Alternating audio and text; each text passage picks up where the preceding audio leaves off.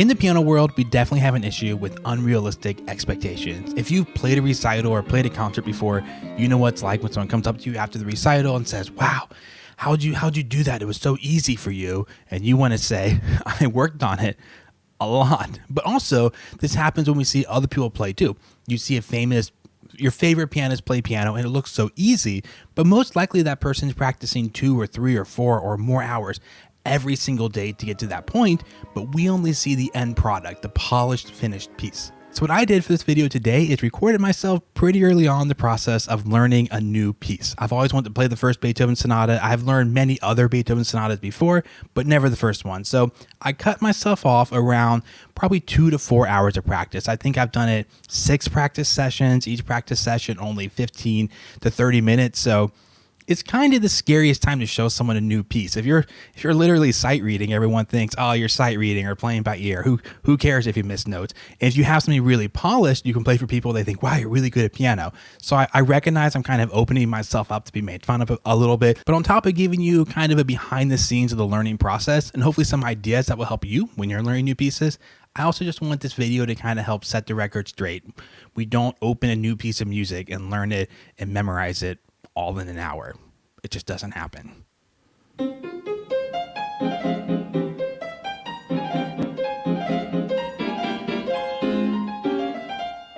I haven't actually determined a final tempo, and that's one of the first things I want you to see about the learning process. I'm not pinning myself into, I listened to a recording of this famous person who went 133. That is my goal.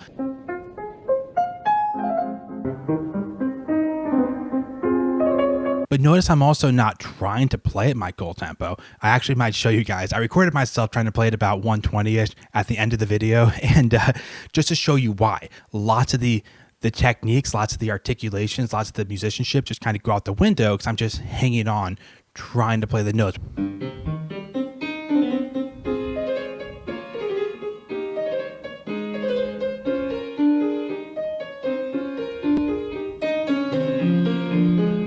And this is a good example of what I'm talking about. Right here, you could almost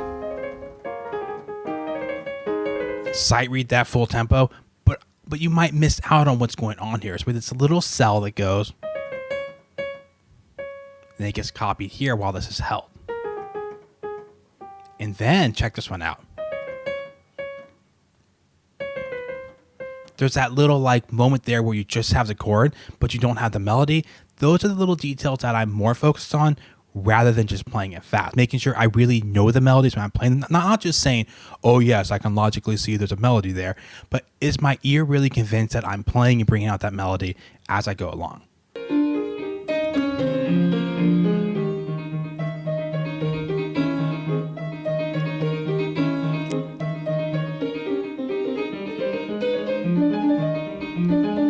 And you can hear there just a little bit of instability. That's because this is a work in progress. Like I said, this is the reason why we don't always share this point of the process with you guys, because my left hand rushed a little.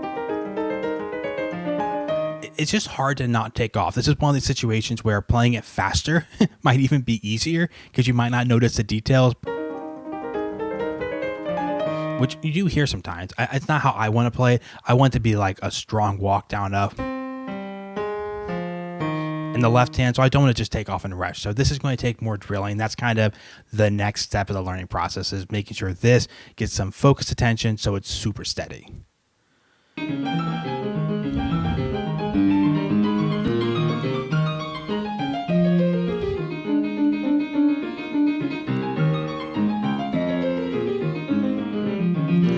It really upsets me that I missed the first. The C barely came out. You can do this left hand, by the way, if you play this piece. Some people do this legato and try to make it more like a melody down there. Totally fine. I just kind of personally prefer the emphasis on. But I reserve the right to change my mind at some point. This is part of the learning process. Again, I'm not going to YouTube, finding my favorite pianist, and just sitting there and listening to every measure and trying to say, okay, how did he do this? How did he do this? How did he do this? You can add a slur. You can add one if you want to, but maybe for rhythmic interest, I could also keep like a jump on that note. Is also kind of nice. I'm a little undecided. I think I kind of like it broken up right now. Again, I'm not trying to listen to one famous recording and just copy everything that person does.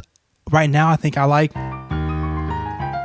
kind of the punchiness of that, but I have the right to change my mind in the future if I want to.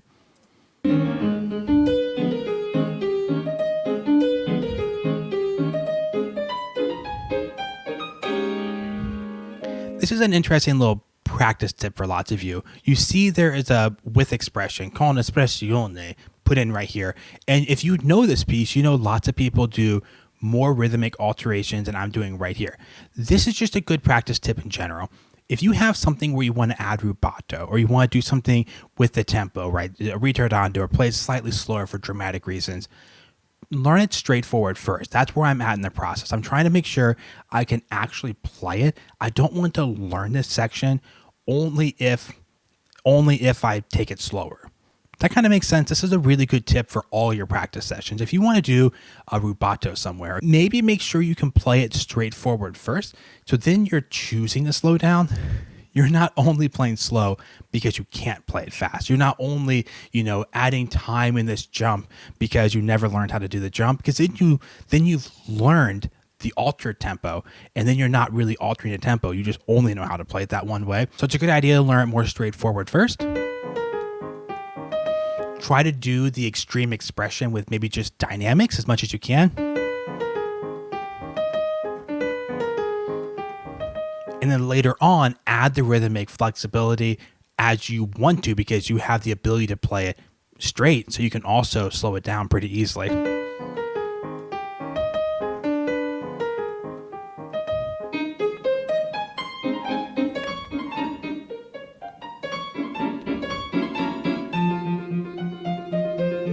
Now, you probably noticed right off the bat there that this is worse. I'm already playing this much worse. This is the beginning of the development section, and there isn't a perfect way, like one size fits all for every piece, how you have to do this.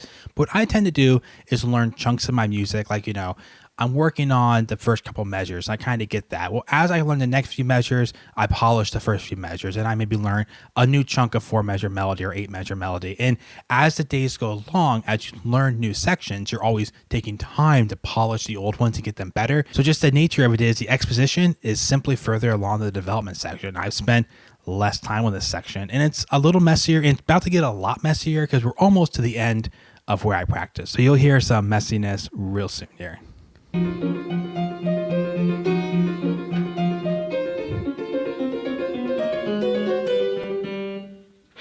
Page turn.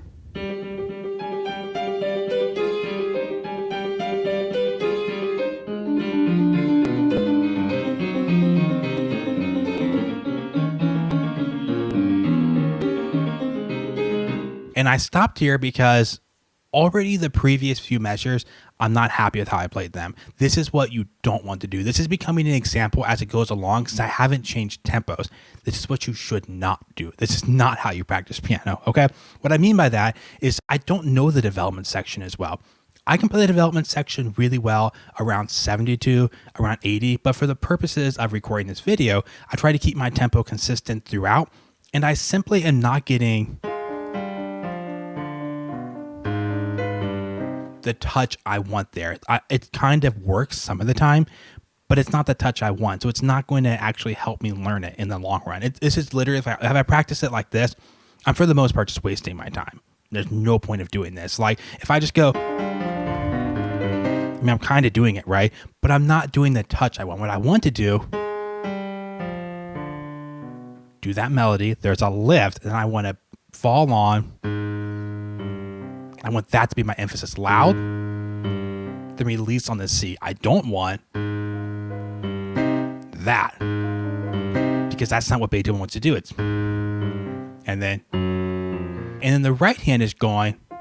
There's a 2-note slur up there. It's also a 5-chord and releasing on that note. So if I play this a little bit slower, I can get those details. I can have the right hand doing this quieter because the melody's in the left hand. I can go.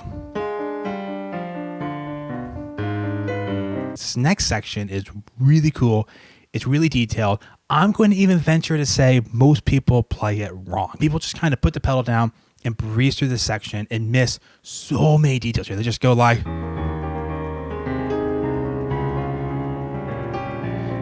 and they make it like a Beethoven arpeggio section later on in Beethoven, like late Beethoven, but they miss all the details. Like Beethoven says the melody should go rest, rest, rest, rest, rest. Also, the left hand is always tied over, so it has to be held while the right hand's not being held. Oh good, I actually recorded myself playing this at a reasonable tempo to kind of show you what I'm shooting for as far as articulation goes.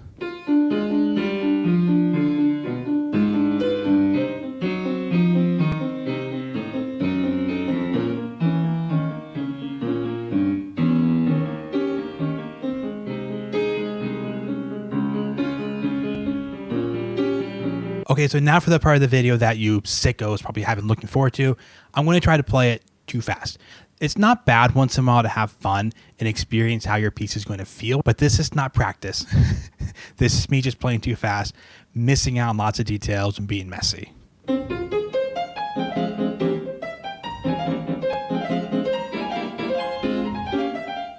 Not terrible.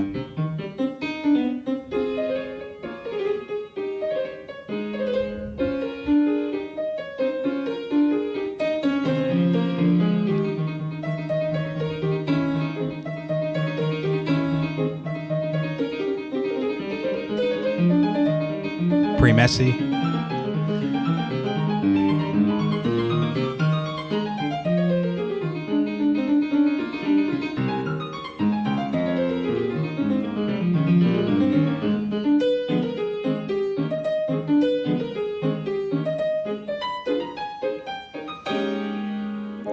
And you can hear some of the problems here. Definitely some rush notes. The biggest issue though is there's not a lot of character. There's not a lot of fun to this piece. You're not hearing the melodies. You're not hearing the drama develop because I'm not really focused on those things. I'm just focusing on notes. So it's not bad once in a while to do this and experience how the piece might feel in its full tempo, but this is not helpful practice. I'm not learning anything doing this. I'm just kind of playing the notes really quickly and hopefully it kind of works. But also I'm probably not going to improve a lot. I'm probably not going to get better at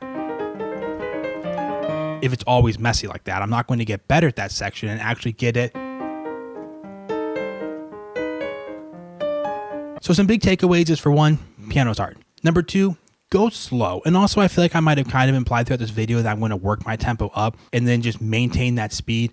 No, slow practice and playing something with slow, detailed kind of practice is something you will do the whole life of a piece. Anytime you want the piece to sound better, practice it slowly. And that's not just me. That is a really common kind of theme amongst the really good pianists, is that most of their time is spent practicing slowly. You hear that nonstop from really good piano players, concert pianists, is that lots of their time, lots of their practice session is going slow, getting the details, getting the emphasis, getting the melody, getting the direction of the piece figured out at a slow tempo, and then sometime playing fast and kind of make the piece, you know, actually the speed you want to play it. And the third takeaway is Beethoven is awesome. Go find a piano sonata, practice it slowly. See you guys next video.